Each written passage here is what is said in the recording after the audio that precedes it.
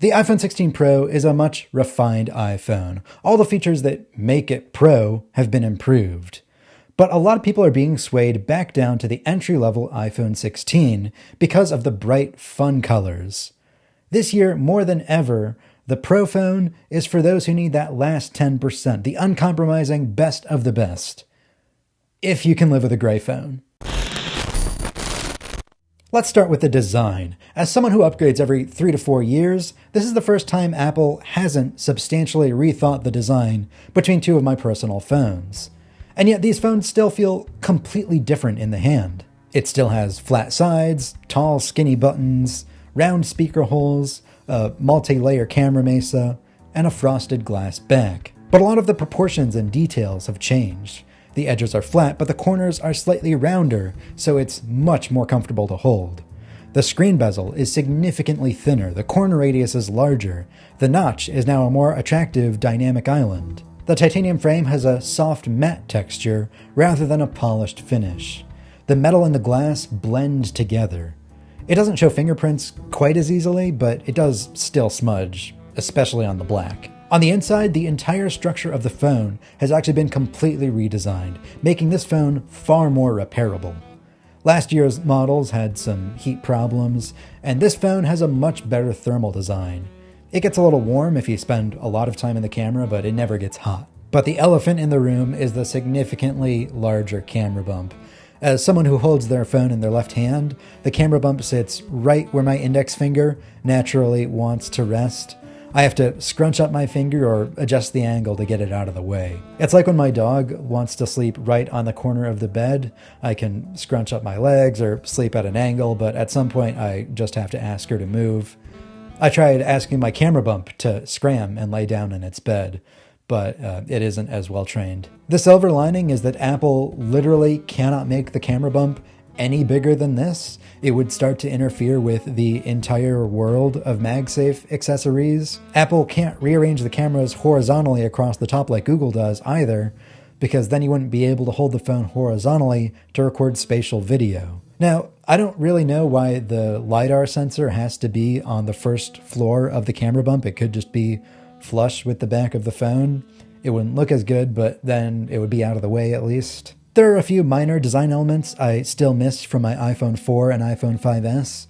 The round volume buttons stuck out farther and were easier to distinguish blindly in my pocket. And most of all, I miss the contrast of the black glass and silver metal. In my opinion, that's the most iconic Apple color scheme. I wish that were a color they brought back. Speaking of color, the fashionable new option this year is the return of gold, now called Desert Titanium. It replaces blue to join black, white, and gray. However, it's not very gold. Desert Titanium is closer to starlight than gold, to borrow Apple's own terminology. The metal side rails have some warmth to them, but the glass backplate is a pale off-white. In some indoor lighting, it actually shows a hint of pink. Personally, I was rooting for the earlier rumor of bronze or even a richer gold color. If you sit it screen up on a dark wooden table, it brings out some of those hues in the metal frame, but the glass on the back is so pale it's closer to white than gold. All of the YouTubers and bloggers are going to order Desert Titanium because it's the new color, but I think a lot of people checking this out in the stores will be a little disappointed. The standard phone size goes in cycles of getting bigger screens and slimmer bezels. It's a tug of war that the bigger screens team is winning. Between the iPhone X and the iPhone 14 Pro, it steadily grew 18% heavier. The iPhone 15 Pro shed a lot of size and weight, but just like how over 95% of diets fail, the iPhone 16 Pro rebounded and gained back 60% of the weight it had lost. The iPhone 16 Pro is now virtually the same width, a little taller, and noticeably heavier than my former iPhone 12 Pro. It's treading dangerously close to the size and weight of my least favorite iPhone ever, the iPhone 7 Plus. Now let's talk about the camera control. The iPhone has a new button that opens the camera and controls various camera functions. In my opinion, they put this in the perfect spot. In my left hand, it sits right below my ring finger, and in my right hand, I can easily slide my thumb down to click it. Apple has a perfect track record when it comes to pressure-sensitive and haptic technology. The 3D Touch display was fantastic, even though it eventually proved incompatible with their display designs. The fake clicking home button was an absolute delight, even though Apple eventually removed the home button from their designs.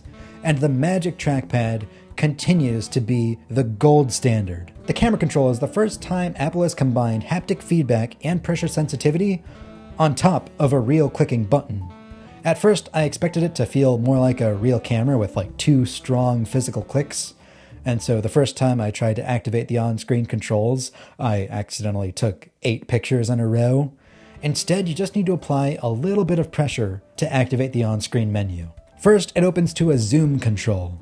A quick swipe will always bump up by an optical zoom level, but if you move slowly, it'll let you zoom in precise increments. Double half click to switch between other adjustable settings like exposure, focal depth, styles, and tone. Of course, if you can't be bothered to figure out that interface, you don't have to. You can just use it as a button that clicks to open the camera and clicks to take a picture. In my opinion, the weirdest thing about the camera control is that it's completely flush with the side of the phone. It screws over case manufacturers who either have to add giant holes in the side of their cases or add additional cost to their designs with a capacitive sensor area. If it protruded a little bit, it would be easier to design a case that protects the edge of the phone, sits flush, and still has access to the camera control at no additional cost. And for those of us who like to use our phones without a case, a protruding camera control would make it feel more like a real camera shutter button, and it's not like it would lead to any more accidental pressing than any other button. Now let's talk about the new features with the cameras themselves, starting with photographic styles. Photographic styles give you the ability to reprocess a picture using an entirely different color palette. It's kind of like how different camera film stock can have different properties for light, shadows, and colors, except you have the ability to change it after the photo has been taken.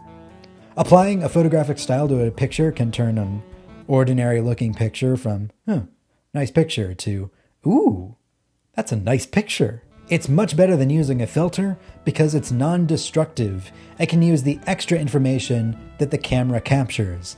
Like in this picture here, applying the sepia filter to this picture of my dog Indy can bring out and lighten the dark areas of the image, like on her nose. For anyone who complains that iPhone pictures are too drab, too gray, or too boring, this feature is for you. You can set your favorite photographic style as your default if you want all of your pictures to look more saturated, more vintage, or less processed. And again, you can always change it after the fact if you want to go back. Now bear with me for a moment as I talk about something a little nerdy here. Over the last few years, the minimum focus distance of the main lens has nearly doubled.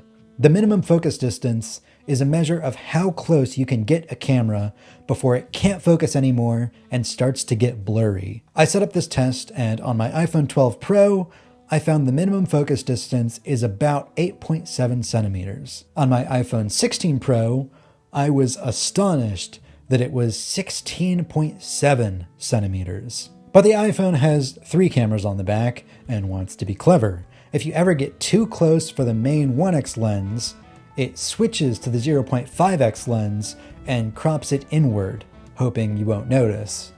But it was really obvious on the earlier phones because the ultra-wide lens was kind of crappy.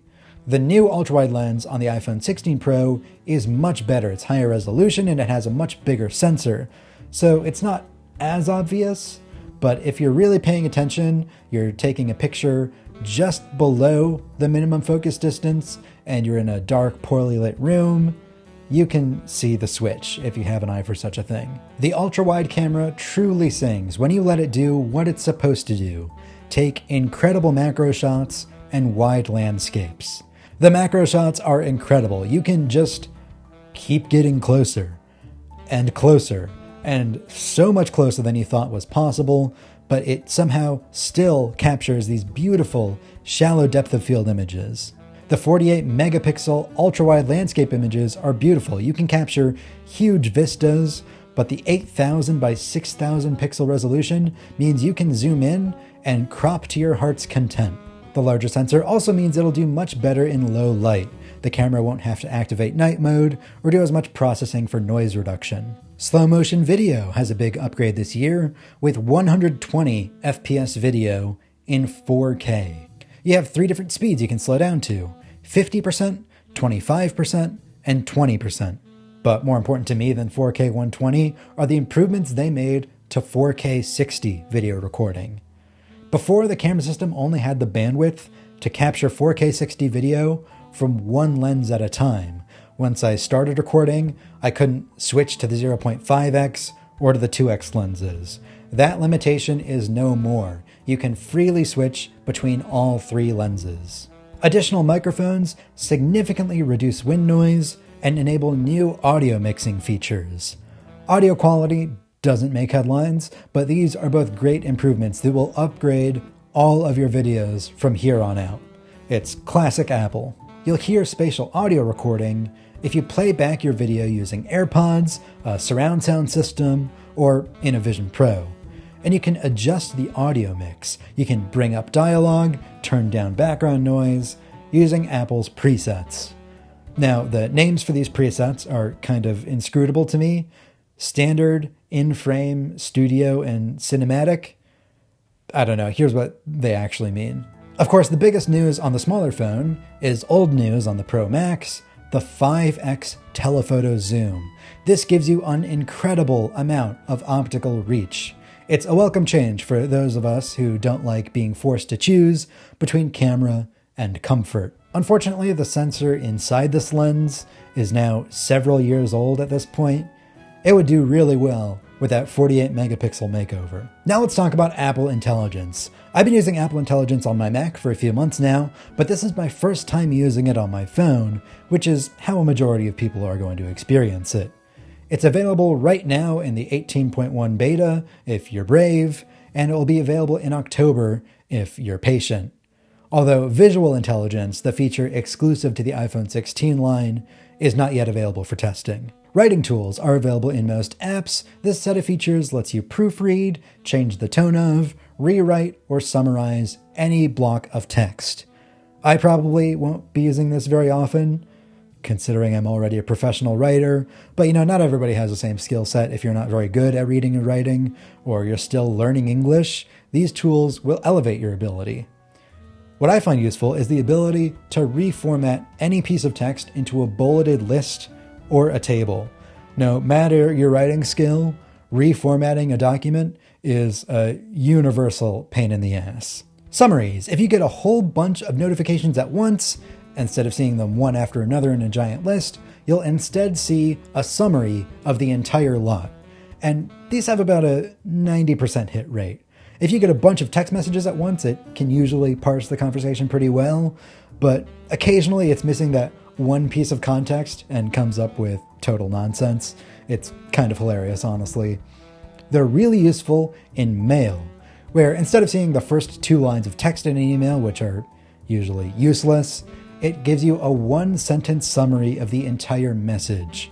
These are also really great for 2-step verification codes, where it always puts the 6-digit number in the notification banner. Thank God. Image cleanup. This is a new tool that will intelligently paint over objects in a photo. It works best if the thing you're erasing is isolated, it doesn't overlap with anything else important in the image, and it's surrounded by a pattern it can easily replicate. A smoke detector on a ceiling, a calendar on a wall, an object sitting in grass, or on the surface of a table. But it'll try to fill in whatever you ask it to. It just might not do a very good job. A car on a busy city street, it'll struggle to replicate the signs and buildings behind it. The giant central object in a photo, it'll struggle to fill in. One thing it won't do is replace someone's face. If you circle someone's face, it'll pixelate the results. But honestly, that could be considered a feature. If you want to post a picture to the internet with someone who doesn't want to show their face on social media, it's a quick way to anonymize them. There's also the new Siri. Now, this is not the allegedly smart version of Siri that will be able to take complex questions, instructions, see your screen, and do things for you inside apps. This version of Siri will better understand you if you stumble or trip up over your words. And in my testing, Siri is a little more reliable. But I think it's a mistake that Apple is rolling out the new visual look and design for Siri before the real Smart Siri ships next spring. People will see the new design, realize it isn't that much better, and write it off before they try the real thing next year. Moving on, let's play a little bit of catch-up. Because very few people actually upgrade their phone every single year, these are the features that they've added over the last 4 years that I've tried incidentally in Apple stores or on other people's phones, but are new to me personally, coming from an iPhone 12 Pro as my daily. The dynamic island. So the notch in the top of the screen is now a floating cutout that can expand to show things happening in the background, like a phone call, playing music or podcasts, a timer, navigation, and more. It's sort of like the iPhone equivalent of the Mac menu bar or the Windows system tray, and it's fantastic. My only quibble is that I wish the actions for tap and long press were reversed, so that a tap would expand the menu and a long press or a second tap would switch to the app. Doing it this way would encourage multitasking without completely switching contexts. ProMotion. This is the high refresh rate display. It can go at 120 Hz while you're going around the user interface for smoother scrolling. While you're watching a video, it can match the frame rate of the content at 60, 50, 30, 29, 25, or 24 frames per second. Or while you're completely static while you're texting or reading an article, it can dip all the way down to 1 Hz. Some people love it, some people hate it, some people literally cannot tell the difference. Personally, I'm in the love it category. I think it's fantastic. It's as big of a leap for me as when I got my first Retina display, and now I want my Mac to run at 120 Hz as well. The always on display. When you hit the side button, the display doesn't turn completely off. It still locks the phone, but it also shows you your notifications and your wallpaper. The display only turns completely off when you put it in your pocket or face down on a table. I'm trying to get used to it, but I honestly find it a little bit unnerving. I'm deeply afraid of display burn-in, having grown up in the CRT computer monitor era, and I also want the best battery life possible. I'll keep it enabled for another week or two, but I kind of want to turn it off.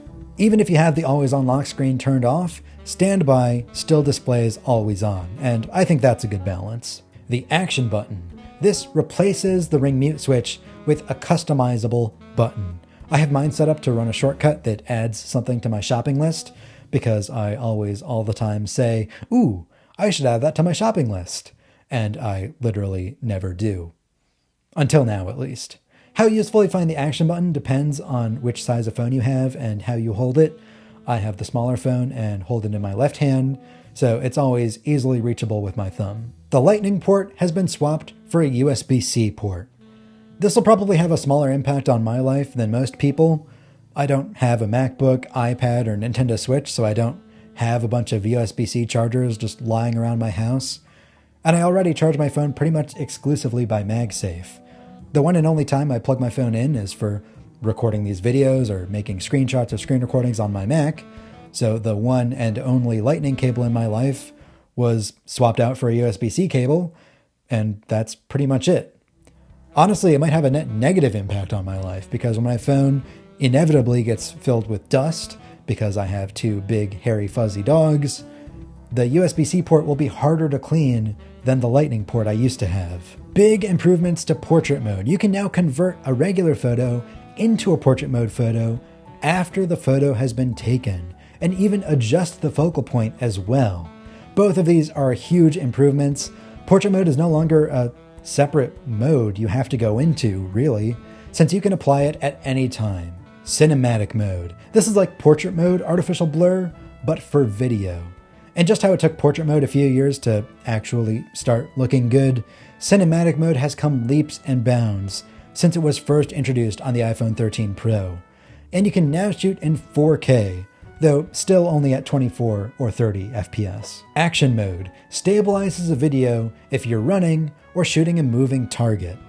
I tested this by running around wildly in my backyard, making absolutely no effort to hold the camera steady, and it came out looking like a smooth, swooping sort of drone shot. If the drone were only flying about 4 feet off the ground, that is. Spatial video. Considering all the other improvements to the sensors and the image signal processor this year, I expected the iPhone 16 Pro to be able to record spatial video in at least a higher resolution or a higher frame rate, but no, unfortunately, it's still limited to 1080p 30. As one of the few people who actually owns a Vision Pro, this is disappointing to say the least.